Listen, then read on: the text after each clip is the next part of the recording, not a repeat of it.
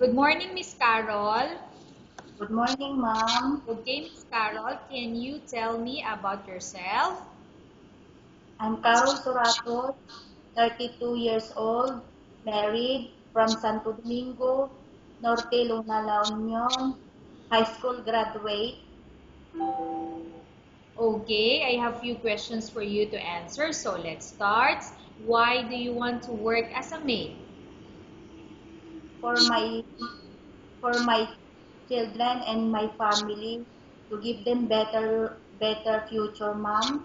Okay, why you choose Malaysia when there is a lot of other country? Malaysia is a beautiful country. How are you qualified for this job? I'm honest, hardworking, physically, mentally fit.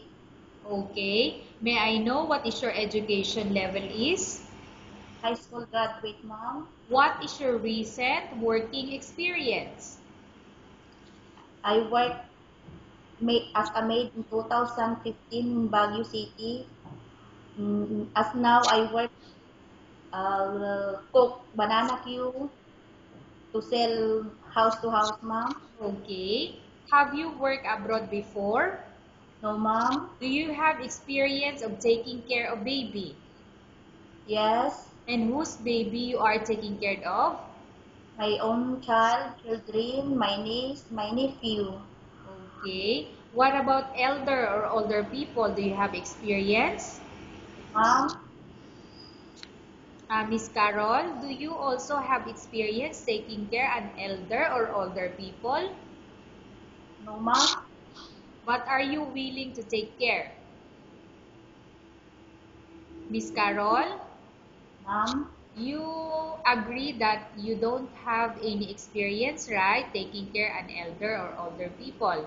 Are you also willing to try taking care an elder or older people? yes, ma'am. Okay. Do you have any other special skills? Yes, ma'am. Can you tell me what are those special skills you have? Cooking, cleaning the house, and others, ma'am. Okay. Are you willing to learn new skills? Yes, ma'am.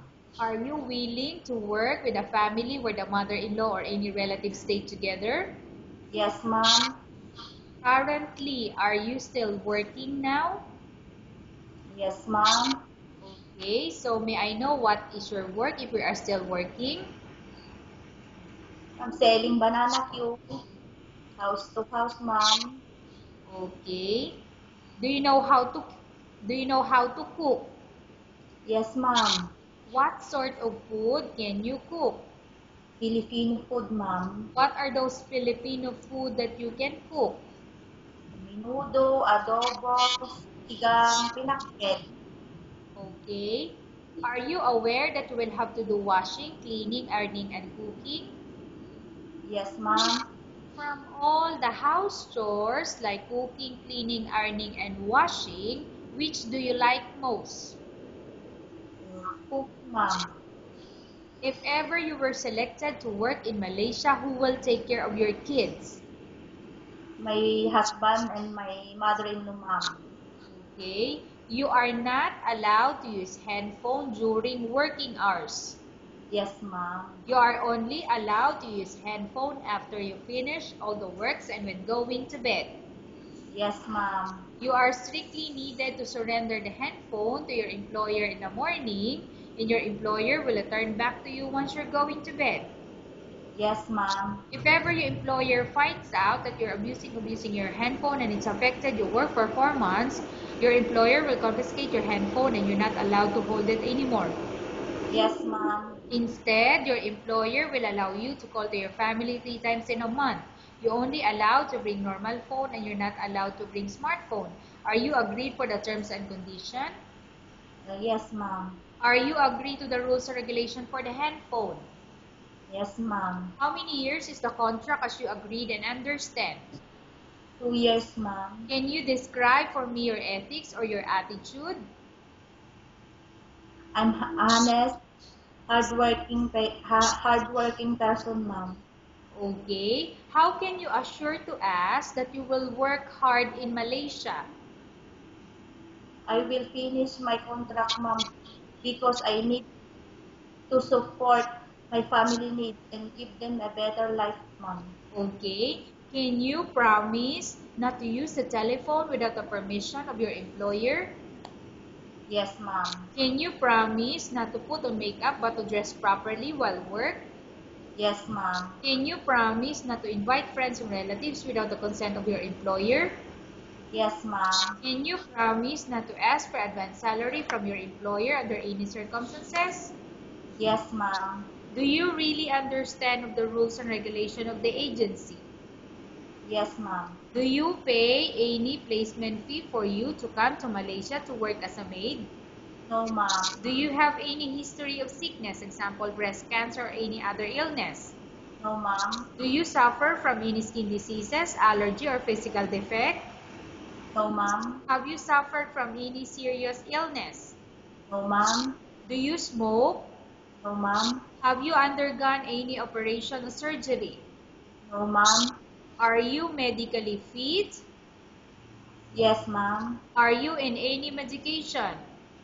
No, ma'am. Are you allergic with any food? No, ma'am. Are you prepared to work with an employer of any race? Yes, ma'am. Are you prepared to eat the type of food taken by your employer?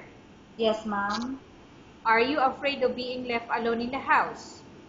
No, ma'am. Are you afraid of dogs or other pets? No, ma'am. Can you promise to work according to instruction from your employer? Yes, ma'am. Do you have any immediate family working in Malaysia? No, ma'am. Okay, Miss Carol, we have finished our question section. Let's go to case study. I have a case study for you and I want you to answer me truthfully. Upon arrival in Malaysia within 6 months, if ever any of your family members pass away, what will you do? Will you continue to work till finish your contract or you will go back? I will finish my contract, ma'am. Okay, tell us about yourself and why do you want to work in Malaysia as domestic helper? Miss Carol? Okay, I will repeat the question. Tell us about yourself and why do you want to work in Malaysia as domestic helper? I'm Carol Soratos, 32 years old, married from Santo Domingo, Norte, Lona, La Union, high school graduate. I work in Malaysia to give my family and children a better life and a better future, ma'am. Thank you. Okay, Miss Carol, what do you want to tell to your employer who watching your video? Madam, sir, madam, please trust me for this job because I need this job for my family. Thank you. Okay, thank you very much, Miss Carol. We will update your agency if there's any selection made by the employer.